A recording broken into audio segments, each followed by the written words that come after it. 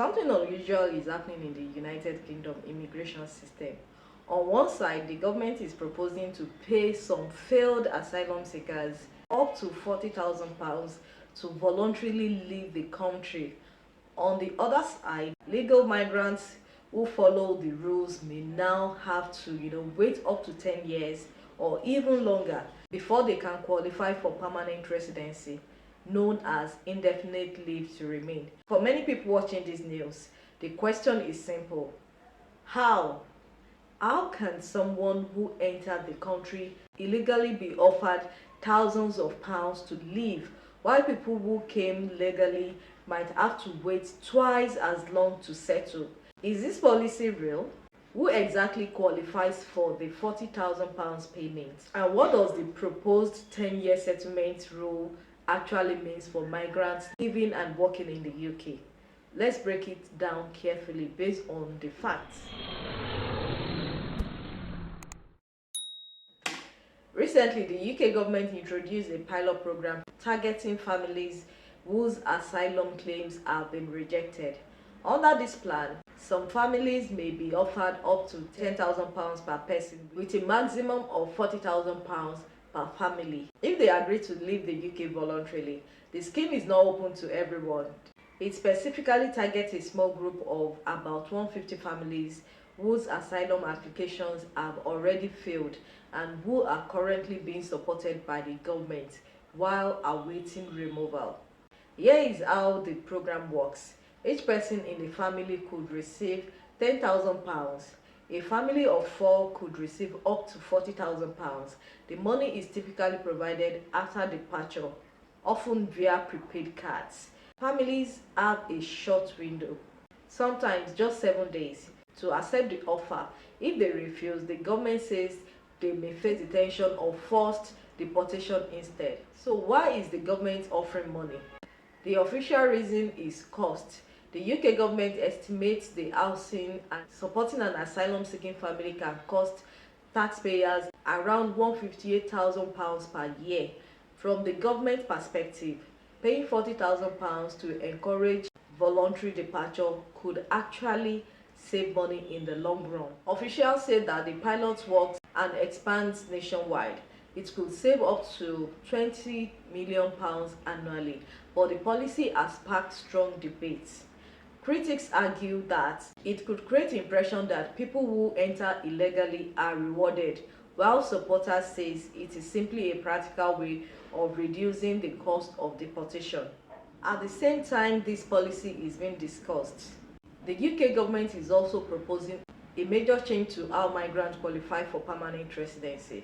Permanent residency in the UK is called Indefinite Leave to Remain, often abbreviated as ILR. Once someone receives ILR, they can, live and work in the UK without time limits, access certain benefits, and eventually apply for British citizenship under the traditional system. Many migrants could qualify for ILR after 5 years on a work visa or certain other immigration routes. But the government is now proposing a new system called end settlement.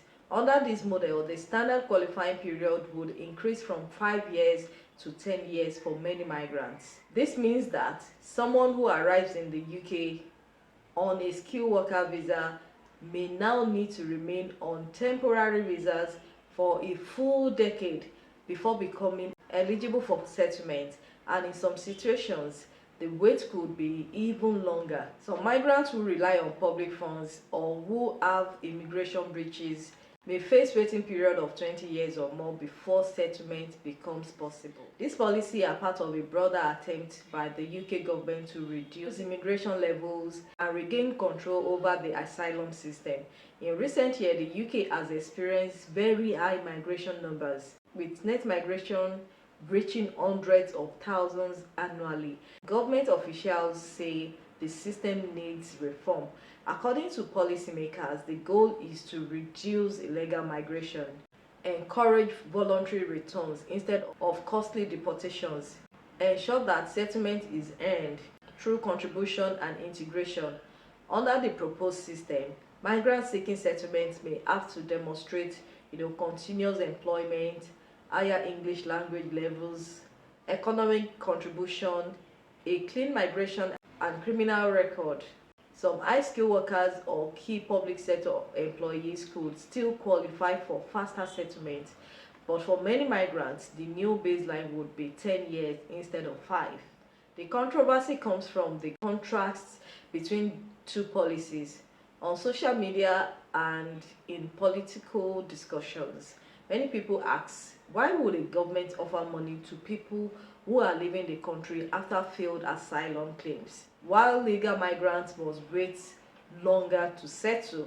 However, immigration experts point out that the two policies are addressing different problems. The £40,000 offer is part of a removal strategy designed to encourage people to leave voluntarily rather than forcing deportation.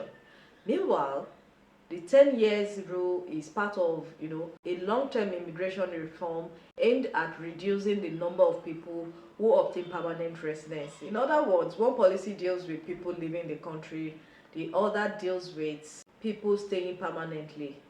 But that explanation hasn't stopped the debates. Critics argue that the messaging around these policies could create frustration among migrants who have followed all the legal steps to work and live in the UK. The policy has sparked reactions across the political spectrum. Some politicians and commentators argue that paying people to leave the UK send the wrong signal. Others say the program is simply a cheaper alternative to lengthen the deportation process. At the same time, migrant advocacy groups worry that extending settlement timelines could create a long period of uncertainty for families living legally in the country.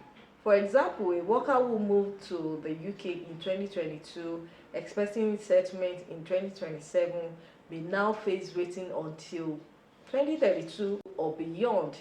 Some legal groups have even warned that applying the new rule retroactively could lead to legal challenges from migrants who planned their lives under the previous system.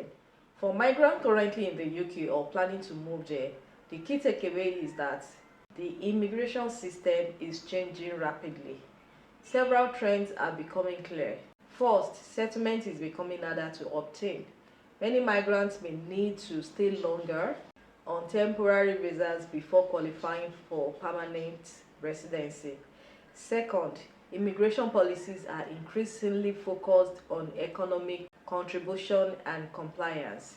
And third, governments are experimenting with new strategies to reduce illegal migration, including financial incentive for voluntary return. So when you see headlines saying illegal migrants may receive £40,000 while legal migrants wait 10 years for settlement, the reality is more complicated. The £40,000 payment is part of a limited pilot program targeting failed asylum seekers who agree to leave the country voluntarily. Meanwhile, the proposed 10-year settlement rule is part of a broader immigration reform affecting many legal migrants. Both policies reflect the same underlying goal: tightening immigration control while reducing costs for the government. But whether these policies will work or whether they will create new controversies remains to be seen. One thing is certain: immigration policy in the UK is changing fast, and migrants, students, and workers around the world are watching closely. If you find this information helpful, kindly like, share, and subscribe. I'll see you in the next one. Bye.